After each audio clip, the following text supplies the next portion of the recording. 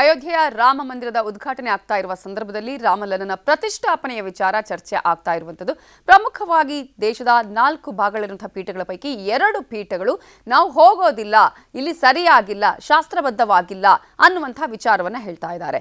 ಗುರುಗಳೇ, ಈಗಾಗಲೇ ನಾವು ಅಲ್ಲಿ ಯಾಕೆ ಆಗಬಾರದು, ಯಾಕೆ ಆಗಬೇಕು ಅನ್ನೋದ್ರ ಬಗ್ಗೆ ಕೂಡ ಮಾತನಾಡ್ತಾ ಇದ್ವಿ. ಮತ್ತೊಂದು ಕಡೆ ಈಗಾಗಲೇ 2 ಪೀಠಗಳು, ಶೃಂಗೇರಿ ಶಾರದಾ ಪೀಠ, ಅದರ ಜೊತೆಗೆ ದ್ವಾರಕಾ ಪೀಠದವರು ಕೂಡ ಇಲ್ಲ, ಆ ಥರದ್ದು ಏನಿಲ್ಲ, ನಾವು ವೈಯಕ್ತಿಕ ಕಾರಣದಿಂದ ಹೋಗೋದಕ್ಕಾಗೋದಿಲ್ಲ ಅಂತ ದ್ವಾರಕಾ ಪೀಠದವರು ಹೇಳಿದ್ದಾರೆ. ಬಟ್ ಇಲ್ಲಿರುವಂಥ ಪ್ರಶ್ನೆ ಈಗ ಒಂದು ಕಡೆ ಇನ್ನೊಂದು ಮಾತುಗಳು ಕೇಳಿ ಬರ್ತಾ ಇದೆ, ಇದು ಶೈವ ಪಂಥದವರದ್ದು ಅಲ್ಲ, ಇಲ್ಲಿ ಅವರಿಗೆ ಆಚರಣೆಗೆ ಅವಕಾಶ ಇಲ್ಲ, ಇಲ್ಲಿ ಬರೋದಕ್ಕೆ ಅವಕಾಶ ಇಲ್ಲ ಅಂತ ಅನ್ನುವಂತಹ ಮಾತುಗಳು ಕೂಡ ಕೇಳಿ ಬರ್ತದೆ. ಇದರ ಬಗ್ಗೆ ಏನು ಹೇಳ್ತೀವಿ? ಅದು ಶುದ್ಧ ಅವಿವೇಕತನದ ಹೇಳಿಕೆ ಅಂತಂದರೆ ತಪ್ಪಾಗಲಾರದು. ಆ ಟ್ರಸ್ಟಿನ ಒಬ್ಬ ಸೆಕ್ರೆಟರಿ ಅಂತ ಕಾಣುತ್ತೆ, ಅವರು ಹೇಳಿರ್ತಕ್ಕಂಥದ್ದು ಇದು ರಮಾನಂದ ಪಂಥ ಅಂತಕ್ಕಂಥದ್ದಕ್ಕೆ ಸೇರಿರ್ತಕ್ಕಂಥದ್ದು, ಶೈವರದ್ದು ಅಲ್ಲ, ಶೈವರಿಗಿಲ್ಲ ಅವಕಾಶ ಇಲ್ಲ ಅಂತ. ಅದು ಒಪ್ತಕ್ಕಂಥ ವಿಚಾರ ಅಲ್ಲ. ಒಂದು ಚಿಕ್ಕ ಉದಾಹರಣೆ ಕೊಡಬೇಕು ಅಂದರೆ, ನಮ್ಮ ಸಂಪ್ರದಾಯದಲ್ಲಿ ನಿತ್ಯ ಪೂಜೆ ಮತ್ತು ಪ್ರತಿಯೊಂದು ಧಾರ್ಮಿಕ ಕಾರ್ಯಗಳಲ್ಲೂ ಕೂಡ ಸಂಕಲ್ಪ ಅಂತ ಒಂದು ಮಾಡ್ತೀವಿ. ಆ ಸಂಕಲ್ಪದಲ್ಲಿ ನಾವು ಹೇಳ್ಕೊಳ್ತಕ್ಕಂಥದ್ದು ದೇಶಕಾಲದ ಬಗ್ಗೆ ಹೇಳ್ಕೊಳ್ತೀವಿ. ಭಾರತ ವರ್ಷೆ ಭರತಖಂಡೇ ಜಂಬೂ ದ್ವೀಪೆ ದಂಡಕಾರಣ್ಯೇ ಗೋದಾವರ್ಯಾಃ ದಕ್ಷಿಣೇ ತೀರೆ ಶ್ರೀ ಶಾಲಿವಾಂಶಕೆ ಬೌದ್ಧಾವತಾರೆ ಶ್ರೀರಾಮಕ್ಷೇತ್ರೇ ಅಂತ ಹೇಳಿ ಅಲ್ಲಿ ಬರೀ ಸ್ಮಾರ್ತರು ಮಾತ್ರ ಹೇಳ್ಕೊಳ್ಳೋದು, ಶೈವರು ಮಾತ್ರ ಹೇಳ್ಕೊಳ್ಳೋದು, ವೈಷ್ಣವರು ಹೇಳ್ಕೊಳ್ಳಲ್ಲ. ಇವೆಲ್ಲರೂ ಹೇಳ್ತಕ್ಕಂಥದ್ದು ಭಾರತ ವರ್ಷೆ ಭರತಖಂಡೇ ಜಂಬೂ ದ್ವೀಪೆ ದಂಡಕಾರಣ್ಯೇ ಗೋದಾವರ್ಯಾಃ ದಕ್ಷಿಣೇ ತೀರೆ ಶಾಲಿವಾಂಶಕೆ ಬೌದ್ಧಾವತಾರೆ ಶ್ರೀರಾಮಕ್ಷೇತ್ರೇ. ಇದೆಲ್ಲವನ್ನು ಕೂಡ ನಾವು ರಾಮಕ್ಷೇತ್ರ ಅಂತ ಕರೆದ್ವಿ.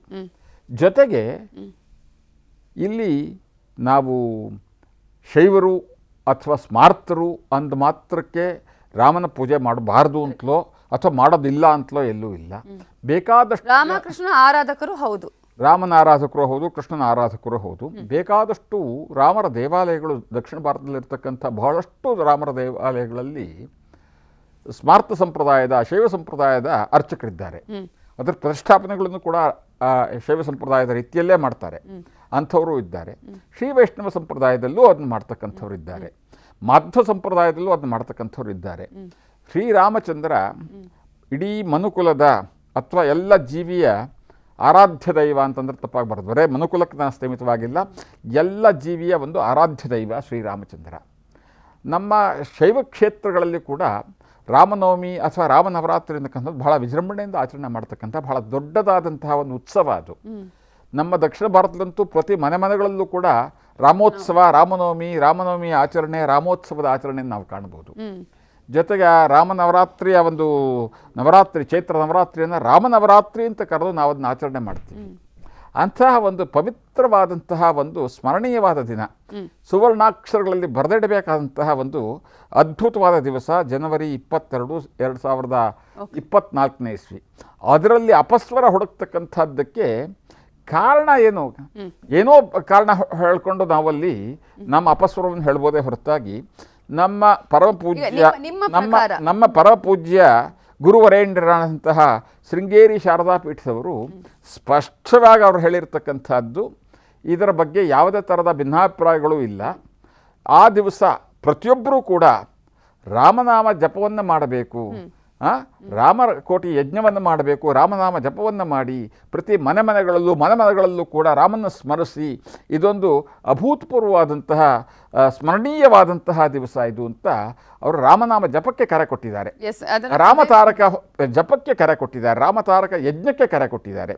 ಹಾಗಿರಬೇಕಾದರೆ ಇದು ಇನ್ಯಾರೋ ಒಂದು ಹೇಳ್ತಾರೆ ಅಂತಂದರೆ ಅದು ಅವರವರ ವೈಯಕ್ತಿಕ ಅಭಿಪ್ರಾಯ ಅನ್ನೋದೇ ಹೊರತಾಗಿ ಅವರು ಆ ಧರ್ಮದ ಒಂದು ಪ್ರತಿನಿಧಿಯಾಗಿ ಹೀಗೆಲ್ಲ ಹೇಳ್ತಾರೆ ಅಂತಕ್ಕಂಥದ್ದು ಒಂದಿಷ್ಟು ಅಲ್ಪ ಸ್ವಲ್ಪ ಧರ್ಮದ ಬಗ್ಗೆ, ಸಂಪ್ರದಾಯದ ಬಗ್ಗೆ ಈ ರೀತಿಯಾದಂಥ ಹೇಳಿಕೆಗಳು ಈಗ 4 ಪೀಠಗಳಲ್ಲಿ 2 ಪೀಠಗಳು ಈ ರೀತಿಯಾಗಿ ಹೇಳೋದು, ಮತ್ತೊಂದು 2 ಪೀಠಗಳು ರೀತಿಯಾಗಿ ಹೇಳೋದು ಭಕ್ತರಲ್ಲಿ ಜನರಲ್ಲಿ ಗೊಂದಲ ಮೂಡಿಸೋದಿಲ್ವಾ? ಇನ್ನೊಂದು ರೀತಿಯಾಗಿ ಇದೇನು ಭಕ್ತರ ಗೊಂದಲಕ್ಕೆ ನಿವಾರಣೆಗಾಗಿಯೇ ನೀವು ಇಲ್ಲಿ ಕೂತ್ಕೊಂಡು ಹೇಳ್ತಾ ಇರತಕ್ಕಂಥದ್ದು ಪ್ರಿಯ ಪ್ರೇಕ್ಷಕ ಪ್ರಭುಗಳಿಗೆ, ಭಕ್ತ ವೃಂದಕ್ಕೆ ಇಲ್ಲಿ ಸ್ಪಷ್ಟತೆ, ನಿಖರತೆಯನ್ನು ನಾವು ಹೇಳ್ತಾ ಇದ್ದೀವಿ. ಮೊದಲನೇದಾಗಿ ದೇವಾಲಯ ಅಪೂರ್ಣವಾಗಿದೆ, ಈಗ ಇದು ಪ್ರತಿಷ್ಠಾಪನೆಗೆ ಅರ್ಹ ಅಲ್ಲ ಅಂತಕ್ಕಂಥ ಒಂದು ಮಾತನ್ನು ಖಂಡಿತವಾಗಿ ಶಾಸ್ತ್ರ, ಸಂಪ್ರದಾಯ, ಪದ್ಧತಿ, ಪರಂಪರೆ ಯಾವುದರಲ್ಲೂ ಕೂಡ ಒಪ್ಪಲಿಕ್ಕೆ ಆಗೋದಿಲ್ಲ. ಈ ದೇವಾಲಯದ ಗರ್ಭಗೃಹ ಪೂರ್ಣವಾಗಿದೆ, ಶಾಸ್ತ್ರೋಕ್ತವಾಗಿದೆ, ವಿಧಿಪೂರ್ವಕವಾಗಿದೆ, ಆಗಮ ರೀತ್ಯ ಇದೆ, ವಾಸ್ತುಶಾಸ್ತ್ರ ರೀತ್ಯ ಇರತಕ್ಕಂಥದ್ದು. ಪೂಜೆಗೆ ಪ್ರಾಣ ಪ್ರತಿಷ್ಠಾಪನೆಗೆ ಸ್ಪಷ್ಟವಾಗಿ ಅನುಮತಿ ಸಿಗತ್ತೆ. ಗರ್ಭಗುಡಿ ರೆಡಿ ಆದ್ರೆ ಸಾಕು, ಗರ್ಭಗುಡಿ ರೆಡಿ ಆದಾಗಲೇ ಸಾಕಾಗತ್ತೆ. ಒಂದು. ಎರಡನೇದಾಗಿ ಎಷ್ಟೋ ದೇವಾಲಯಗಳು ಹಾಗೇನೆ, ಮುಖ್ಯವಾಗಿ ಗರ್ಭಗುಡಿ ಆದಾಗ ಪ್ರಾಣ ಪ್ರತಿಷ್ಠಾಪನೆ ಮಾಡಿ ನಂತರದಲ್ಲಿ ಉಳಿದಂಥದ್ದೆಲ್ಲ ನಡ್ಕೊಂಡು ಹೋಗ್ತಾ ಇರುತ್ತೆ. ಅದು 1 ವರ್ಷ 2 ವರ್ಷ ಇಂಥ ಬೃಹತ್ ದೇವಾಲಯಗಳಲ್ಲಿ ಮುಂದಿನ 4-6 ವರ್ಷಗಳ ಕಾಲ ನಿರಂತರವಾಗಿ ಕೆಲಸ ನಡೆಯುತ್ತೆ.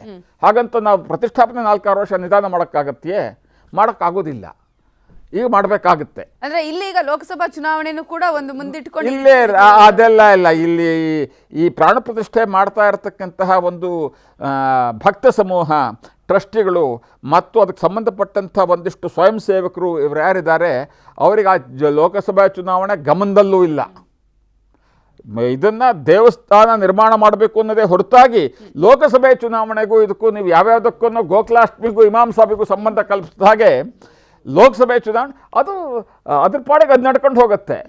ಈಗ ಕೆಲವು ದೇವಸ್ಥಾನಗಳಲ್ಲಿ ಗುರೂಜಿ ಈಗ ನೀವು ಅಂದ್ರೆ ಈಗ ಪೂಜೆ ಮಾಡುವಾಗ ಅಥವಾ ಗರ್ಭಗುಡಿಯ ಒಂದು ಮೂರ್ತಿಯನ್ನು ಪ್ರತಿಷ್ಠಾಪನೆ ಮಾಡುವಾಗ ಪುರೋಹಿತರುಗಳೇ ಇದ್ದು ಶಾಸ್ತ್ರಬದ್ಧವಾಗಿ ಮಾಡ್ತಾರೆ. ಅಲ್ಲೂ ಹಾಗೇನೆ ಪುರೋಹಿತರನ್ನೇ, ವೈದಿಕ ವಿದ್ವಾಂಸರು, ಆಗಮವನ್ನು ತಿಳಿದಿರತಕ್ಕಂಥವ್ರು, ವೇದವನ್ನು ತಿಳಿದಿರತಕ್ಕಂಥವ್ರು, ಪುರೋಹಿತರ ಪರಂಪರೆಯಿಂದ ಬಂದಿರತಕ್ಕಂತಹ ಒಂದು ವಿಪ್ರ ಸಮೂಹ ಆ ಪ್ರತಿಷ್ಠಾಪನಾದಿ ಕಾರ್ಯಗಳನ್ನು ಮಾಡ್ತಾರೆ. ಅದರಲ್ಲಿ ಏನು ಬಂತು? ಈಗ ಅವ್ರು ಕೇಳಿರೋ ಪ್ರಶ್ನೆ, ಮೋದಿ ಅವರೇ ಹೋಗಿ ಅಲ್ಲಿ ಉದ್ಘಾಟನೆ ಮಾಡ್ತಾರೆ, ಪ್ರಾಣ ಪ್ರತಿಷ್ಠಾಪನೆಗೆ ಅವರೇ ಅಲ್ಲಿ ಕೂತ್ಕೊಳ್ತಾರೆ. ಮೋದಿ ಅವರು ಯಾರೋ ಒಬ್ಬ ಯಜಮಾನ ಅಂತ ಇರಬೇಕಲ್ಲ. ಮೋದಿ ನಮ್ಮೆಲ್ಲ ಭಾರತೀಯರ, ಎಲ್ಲ ವಿಶ್ವದ ಎಲ್ಲ ಹಿಂದೂ ಸಮುದಾಯದವರ ಪರವಾಗಿ, ವಿಶ್ವದ ಎಲ್ಲ ರಾಮಭಕ್ತರ ಪರವಾಗಿ ಒಬ್ಬ ಮೋದಿ ಸೇವಕನಾಗಿ ಅಲ್ಲಿದ್ದಾರೆ. ನಾನೇನು ಪ್ರಧಾನಮಂತ್ರಿ ಅಂತಲ್ಲ ಅವ್ರು ಕೂತ್ಕೊಂಡಿಲ್ಲ. ನಾನೊಬ್ಬ ಪೂರ್ಣ ರಾಮಭಕ್ತರ ಸಮೂಹದ ಪ್ರತಿನಿಧಿಯಾಗಿ, ನಾನೊಬ್ಬ ಹಿಂದೂ ಸಮುದಾಯದ ಒಬ್ಬ ಪ್ರತಿನಿಧಿಯಾಗಿ, ಒಬ್ಬ ಭಾರತೀಯನಾಗಿ, ರಾಮ ಮಂದಿರದ ಕನಸು ಇರತಕ್ಕಂಥ ಎಲ್ಲ ಭಾರತೀಯರ ಪರವಾಗಿ ನಾನಲ್ಲಿದ್ದೀನಿ ಅಂತ ಹೇಳಿ ಸೇವೆ ಮಾಡೋದಕ್ಕೆ ಅಂತ ಮೊನ್ನೆ ಅವರ ಒಂದು ದೇವಸ್ಥಾನಕ್ಕೆ ಹೋದರು, ಪರ್ಕೆ ಹಿಡ್ಕೊಂಡು ಕಸ ಗುಡಿಸ್ತಾ ಇದ್ರು. ಪ್ರಧಾನಮಂತ್ರಿ ಆಗಲ್ಲ, ನರೇಂದ್ರ ಮೋದಿ ಆಗಿ ಅವ್ರು ಕಸ ಗುಡಿಸಿದ್ರು ಅಲ್ಲಿ. ಅದರಲ್ಲೂ ರಾಜಕೀಯ ಕಾಣಿಸ್ತಾ ಇದೆ ಅಂದ್ರೆ ಆರೋಪಗಳು ಇದೆ. ಆರೋಪಗಳು ನೀವು ಏನ್ ಬೇಕಾದ್ರೂ ಮಾಡ್ತೀರಾ. ಅವ್ರು ಬಟ್ಟೆ ಹಾಕಿದ್ದಕ್ಕೂ ನೀವು ಆರೋಪ ಮಾಡಿರಿ, ಬಟ್ಟೆ ಬಿಚ್ಚಿದ್ದಕ್ಕೂ ಆರೋಪ ಮಾಡಿದ್ರಿ. ನೀವು ನಿಮ್ಮ ಆರೋಪಕ್ಕೆಲ್ಲ ಉತ್ತರ ಹೇಳ್ಕೊಳ್ಳುವಷ್ಟು ಸಮಯ ನಮಗಿಲ್ಲ. ನೀವು ಏನಾರ ಹೇಳ್ಕೊಳ್ತಾರೆ, ನನ್ನ ಕೆಲಸ ನಾನು ಮಾಡ್ತೀನಿ ಅಂತಕ್ಕಂಥ ಪ್ರವೃತ್ತಿ ಇರ್ತಕ್ಕಂಥ ವ್ಯಕ್ತಿತ್ವ ಅವರದ್ದು. ಆ ಎಲ್ಲ ನಮ್ಮೆಲ್ಲರ ಪ್ರತಿನಿಧಿಯಾಗಿ ಅಲ್ಲಿ ನೋಡಿ ಕಸ ಗುಡಿಸ್ತಾ ಇದ್ದಾರೆ. ನಮ್ಮೆಲ್ಲರ ಇದಕ್ಕೆ ಮುಂಚೆವರೆಗೂ ಈ ಸ್ವತಂತ್ರ ಭಾರತದಲ್ಲಿ ಯಾವ್ದಾದ್ರು ಒಬ್ಬ ಪ್ರಧಾನಮಂತ್ರಿ ಈ ರೀತಿ ಪರಕೆ ಹಿಡಿದು ಕಸ ಗುಡಿಸಿರ್ತಕ್ಕಂಥ ತೋರಿಸಿ ನೋಡೋಣ. ಆತನ ಒಂದು ಸರಳ ಸಜ್ಜನಿಕೆ ಎಷ್ಟು ಹೇಳಬೇಕು ಅದನ್ನು. ಆದ್ದರಿಂದ ಇಲ್ಲಿ ಹೇಳ್ತೀನಿ, ಮೋದಿ ಅವರು ಭಾಳ ವೃತ್ತದಿಂದ, ಭಾಳ ಆಚರಣೆಯಿಂದ, ಭಾಳ ಮಡಿಯಿಂದ ಹೋಗಿ ರಾಮಲಲ್ಲಾ ವಿಗ್ರಹವನ್ನು ತಗೊಂಡು ಕಾಲ್ನಡೆಗೆ ಬರೆ ಕಾಲಿನಲ್ಲಿ ಚಪ್ಪಲಿ ಇಲ್ದೇನೆ ಬರೆ ಕಾಲಿನಲ್ಲಿ ಅದನ್ನು ತಗೊಂಡ್ಬಿಟ್ಟು ದೇವಸ್ಥಾನಕ್ಕೆ ಹೋಗ್ತಾರೆ. ಅದಕ್ಕೆ ಮುಂಚೆ ಅವರು 11 ದಿವಸಗಳ ಕಾಲ ವ್ರತ ಮಾಡ್ತಾರೆ.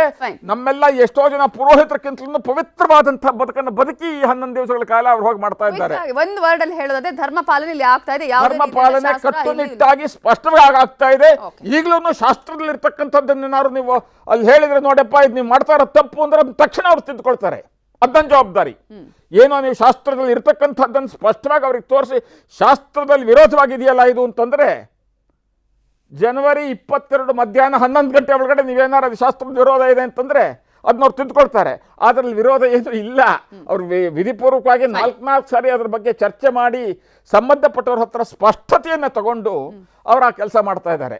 ಅವರ ಹೊತ್ತಲ್ಲಿ ಚರ್ಮದ ಬೆಲ್ಟ್ ಹಾಕ್ಕೊಂಡಿರೋದಿಲ್ಲ, ಚಪ್ಪಲಿ ಪಾದರಕ್ಷೆ ಹಾಕೊಂಡಿರೋದಿಲ್ಲ, ಇನ್ಯಾವುದೋ ಹಳೆ ಬಟ್ಟೆ ಕೋಟು ಹಾಕೊಂಡಿರೋದಿಲ್ಲ. ನೋಡಿ ಅವರ ಈಗ 11 ದಿವಸಗಳ ಕಾಲ ನೆಲದ ಮೇಲೆ ಮಲ್ಕೊಂಡಿರ್ತಾರೆ. ಒಂದೊತ್ತೊಂದಿಷ್ಟೇನೋ ತಿಂತಾರೆ,